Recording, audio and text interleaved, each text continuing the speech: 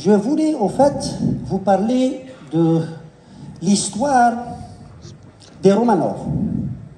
Très connu, en fait, c'est les derniers tsars de Russie.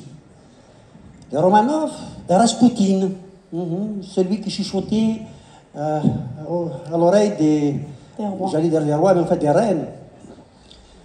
Tous exécutés par Lénine. La famille, toute la famille exécutée, y compris Rasputin. Je pense qu'il avait reçu 3 balles. Ensuite jeté dans un fleuve. En fait, vous avez sa photo à droite quand il a été repêché. Mais au fait, pourquoi je vous montre cette image? Dans cette famille, ce qui m'intéresse, je me suis dit, il y a quelqu'un certainement qui a dû saigner plus que les autres. Et j'ai imaginé le garçon. Le petit garçon, je pense qu'il avait 14 ans. Hein? C'est lui qui a dû certainement saigner le plus. Et vous savez pourquoi? Parce qu'en fait, il était porteur d'une hémophilie. C'est vrai qu'il était sous aspirine également, hein? Mais Rasputin avait cette chance, j'allais dire, cette chance d'avoir arrêté tous les médicaments, et donc y compris l'aspirine, ce qui a un petit peu soulagé l'enfant, et c'est pour ça qu'il a été pratiquement idolâtré, Rasputin. C'était juste un hasard. Mais je pense qu'il a saigné, et beaucoup saigné, parce qu'il avait une hémophilie. Et hémophilie, en fait, c'est deux mots. Hémophilie. Philie, c'est tendance. Donc, tendance hémorragique. Donc, c'est des malades qui vont saigner. Et ils saignent, pourquoi? Parce qu'il y a un déficit en facteur de coagulation. Un déficit constitutionnel. En fait, il naît avec. Et ça touche les garçons.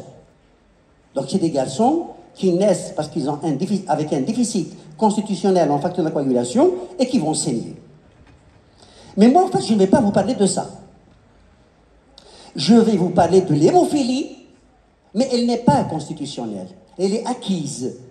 C'est-à-dire qu'en fait, c'est un malade qui va présenter le même trouble hémorragique, mais à l'âge peut-être adulte, le plus souvent d'ailleurs c'est l'âge adulte. Donc c'est quelque chose d'acquis. Hein? C'est une maladie rare. Et que j'ai intitulé « Maladie rare à connaître absolument ». Et j'insiste, tout médecin, obligatoirement, doit connaître cette maladie. Le problème est que c'est une maladie rare. Une maladie rare, bon, on n'en voit pas pratiquement tout, pas du tout. Et donc les médecins ne s'intéressent pas à ces maladies. Ils s'intéressent à ce qui est fréquent, donc à ce qui est pratique, à ce qu'ils voient tous les jours. Mais ce qui est rare, pourquoi s'intéresser à ce qui est rare? Sauf que le problème est qu'on ne peut pas chercher quelque chose que nous ne connaissons pas. Donc on risque de passer à côté de maladies que nous ne connaissons pas. Et il se trouve que dans cette maladie particulièrement, si vous faites le diagnostic est facile. Vous sauvez une vie.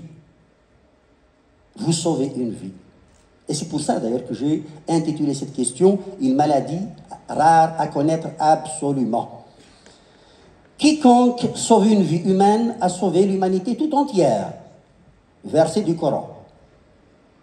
Celui qui sauve une seule vie sauve le monde entier. Le Talmud, la Torah.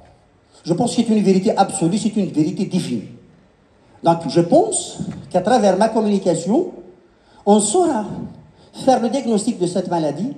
Et si vous faites le diagnostic de cette maladie, soyez-en sûrs que vous allez sauver toute l'humanité. Et c'est l'objectif même du médecin.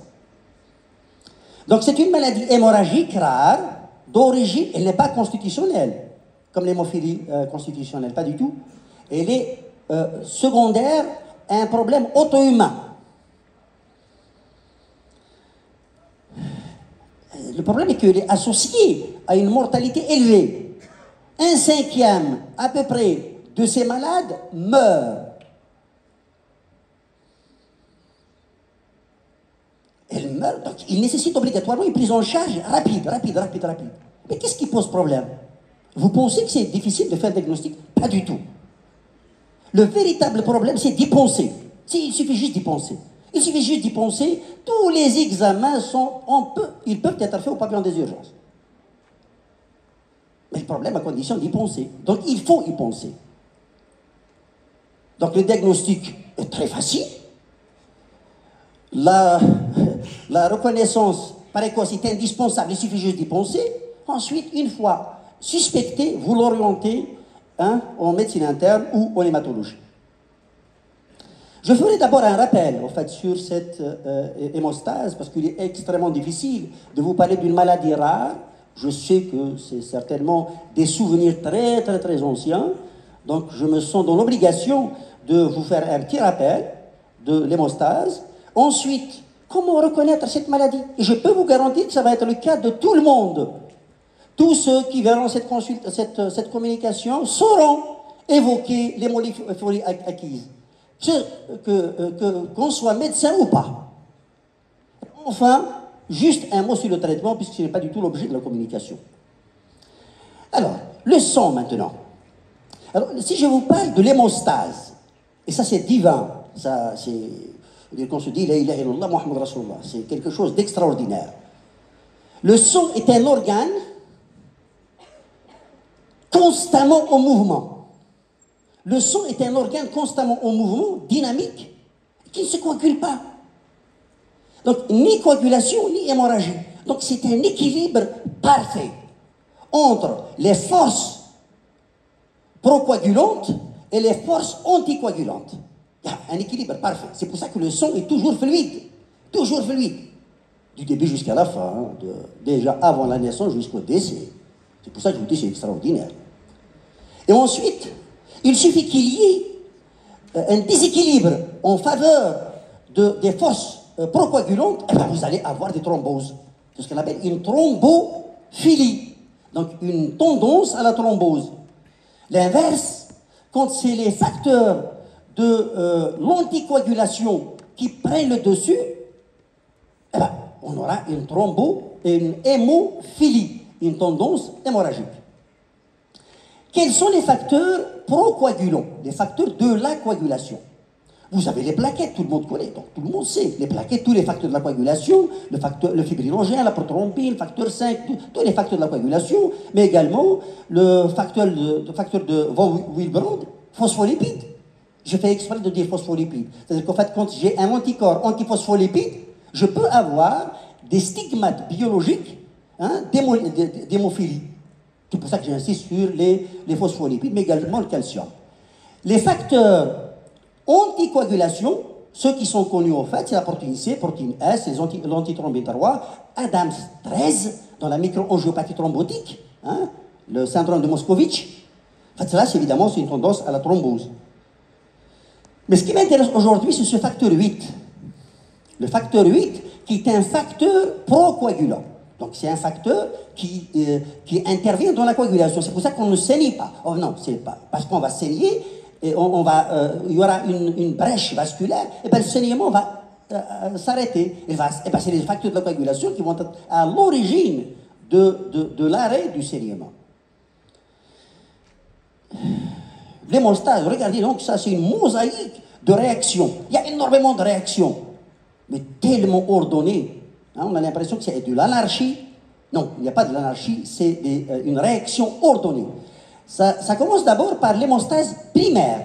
L'hémostase primaire, l'objectif de cette hémostase primaire, c'est la formation qu'on appelle déjà, d'un clou plaquettaire.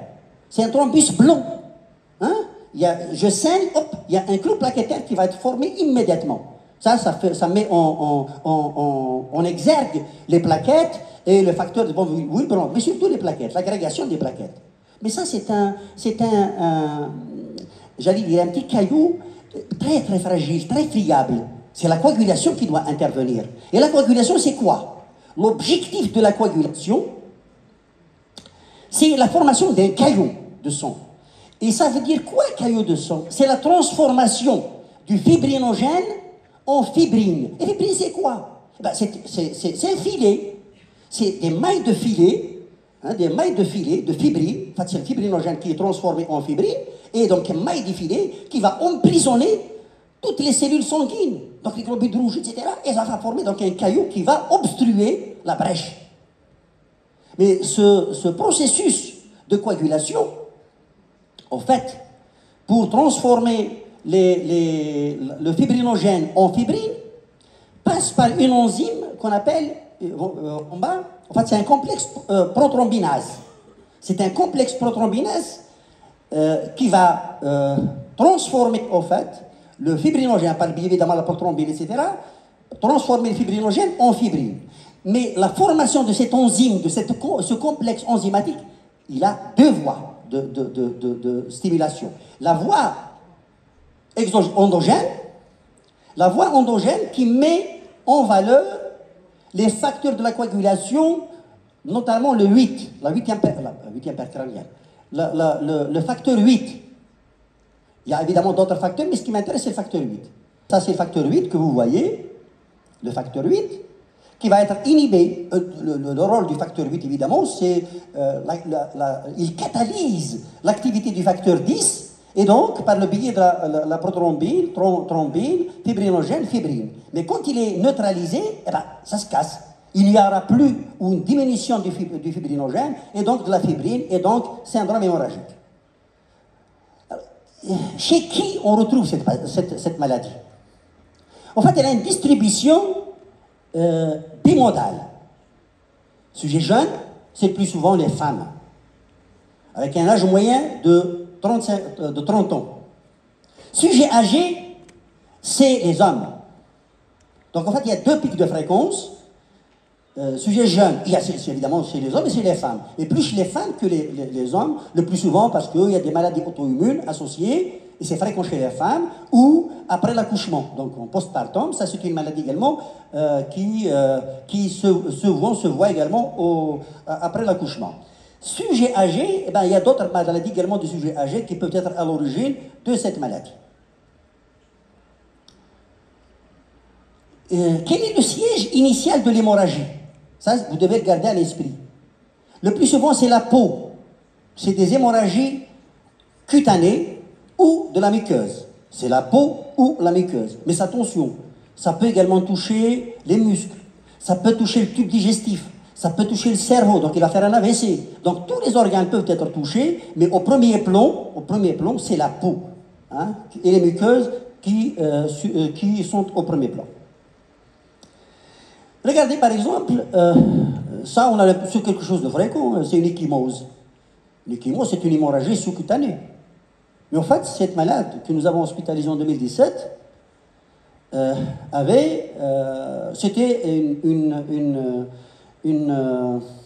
hémophilie acquise. Révélée par quoi? Révélée par un syndrome hémorragique. C'était quoi comme syndrome hémorragique? C'est des ecchymoses, c'est des hématomes sous-cutanés. C'est des hématomes sous-cutanés. Et heureusement que quand on connaît quelque chose, il est facile. C'est pour ça que je vous ai dit, il est extrêmement facile de faire le diagnostic. La différence, c'est que moi, j'ai déjà vu ça. Donc c'est fini. Si je revois le même cas, je demande exactement le même bilan. Je demande un TP, il va être normal. Je demande un TCK, il va être allongé. C'est exactement le cas chez cette patiente. Et donc je sais qu'il y a la voie endogène, il y a quelque chose qui ne va pas. Et donc j'explore. Et quand on a exploré, on a vu qu'il y a un déficit en facteur 8. Et c'est quoi comme déficit secondaire? Eh ben, je demande un bilan immunologique. Il y a des anticorps anti-facteur 8. J'ai le diagnostic. Regardez d'autres manifestations, c'est toujours des hématomes.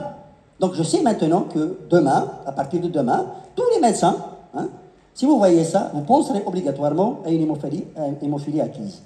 Donc là, c'est également des hématomes extensifs. Donc diffus, extensifs, géants, parfois également au niveau de la muqueuse. Regardez au niveau de la bouche également. Le malade saigne au niveau de la bouche. Et s'il saigne au niveau de la bouche, il risque également de saigner au niveau du tube digestif. Et quand le saignement est important, le malade risque sa vie.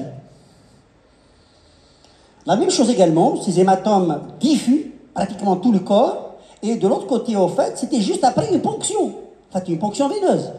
Et là, c'est un malade qui allait faire une ponction, un prélèvement sanguin. Mais parce qu'il y avait ce déficit en facteur de coagulation, il n'y aura pas de réaction de coagulation, justement. C'est pour ça qu'il y a une hémorragie sous-cutanée très importante. Parfois, on peut avoir des tableaux d'hémorragie interne. Donc, ils ne sont pas visibles à l'œil nu. Ils ne sont pas visibles. Il fait un hématome dans ce cas de figure, évidemment, c'est le muscle iliaque. Le muscle iliaque. Donc, c'est un malade qui va certainement avoir mal. Ensuite, à l'exploration, il y a un hématome. Ensuite, il faut penser à la cause de cet hématome. À l'autre côté, c'est une hémorragie de la langue.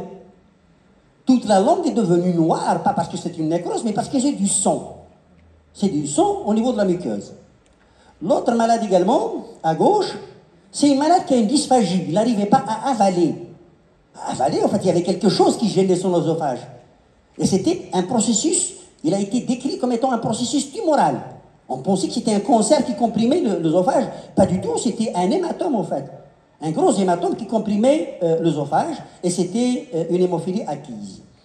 De l'autre côté, l'attitude en psoïtis, hein, le psoas, quand il y a un psoas, le malade, c'est comme ça qu'il va marcher. Hein, il ne peut pas étendre son membre inférieur. Ça nous fait penser également à un problème au niveau musculaire. L'autre malade, vous voyez également qu'il y a un gros hématome sous mentonnier. Sous mentonnier, c'est également une hémophilie acquise. Là, c'est des sièges qui peuvent mettre le pronostic vital en jeu immédiatement. Le malade risque de mourir immédiatement s'il n'est pas intubé, parce que c'est des hémorragies au niveau du larynx. Ça, c'est une autre patiente que nous avons hospitalisée récemment. Hémorragie oculaire, des hémorragies au niveau des yeux. Et les jeunes, 50 ans, GEM, hypertendu, diabétique, cuchille iatrogénique, parce que c'est une malade qui avait reçu énormément de corticoïdes. C'est une malade que nous avons hospitalisée, je pense, je ne me rappelle pas. Non, c'était avant, des années avant déjà. Un syndrome hémorragique, cutanéo-muqueux, des rectorragies, donc il a signé de partout, épistaxis, hein, de grande abondance, à tel point qu'il avait une anémie à 7 d'hémoglobine. Regardez ensuite les hématomes qu'il avait présentés. Des hématomes extensifs. Donc ça a commencé à gauche, donc syndrome hémorragique au début. 2 jours après, même pas, donc il y a les hémorragies qui se sont étendues. Et ça, c'est caractéristique également des problèmes de coagulation. Qu'est-ce qu'on a fait comme bilan? Facile, un TP-TCK. Voilà. Le TP-TCK, le TCK ou TCA va être allongé, le TP va être normal. Et on sait qu'il y a un problème au niveau de la coagulation de la voie endogène. Qu'est-ce qu'il faut faire après? Malade, il faut juste refaire évidemment le bilan, parce qu'on peut se tromper, le laboratoire peut se tromper. On refait un bilan une deuxième fois. 2, on regarde si le malade, si le prélèvement a été contaminé par l'héparine, en fait, parce que ça va donner exactement le même résultat. Si le malade n'a pas d'antécédent dans la famille de saignement, ça sous-entend que ce n'est pas constitutionnel, lui-même n'a jamais saigné, donc on pense à quelque chose d'acquis. On pense évidemment à cette maladie. Vous savez ce qu'ils font au laboratoire? Ils prennent le sang, le plasma du malade, ils le mélangent avec le plasma d'un sujet normal. 2 cas de figure ensuite. Donc 50-50. Le TCK se corrige. Ça sous-entend qu'il y a un déficit qu'on a apporté par le plasma du sujet sain. Donc on sait que c'est quelque chose, il y a un déficit, mais il n'y a pas d'anticorps. Hein, parce que s'il y avait des anticorps dans le deuxième cas de figure, ça ne va pas se corriger. Parce que en fait, le malade ramène des anticorps également qui vont neutraliser le facteur manquant qui va être ramené par le sujet sain. Donc le TCK va persister, pathologique, élevé. Et là, on saura qu'il y a un anticorps quelque part. Vous voyez, donc c'est quelque chose de simple, ça se fait en quelques minutes. On sait qu'il y a un anticorps, et si cet anticorps, donc ça peut être un anticorps anti-facteur de la coagulation, un facteur 8, ou bien un anticorps antiphospholipide. Je vous ai dit tout à l'heure que les phospholipides interviennent dans le processus de la coagulation. Sauf que les antiphospholipides font partie d'un autre cadre, donc les maladies systémiques, notamment la maladie lipique, et l'autre cas de figure, évidemment, le déficit en facteur 8, et c'est comme ça qu'on fera évidemment la distinction entre les deux. Ensuite, quand on a les anticorps antifacteur 8, c'est facile. Si on a un facteur 8 diminué, on demande les anticorps et on a le diagnostic du déficit auto-humain.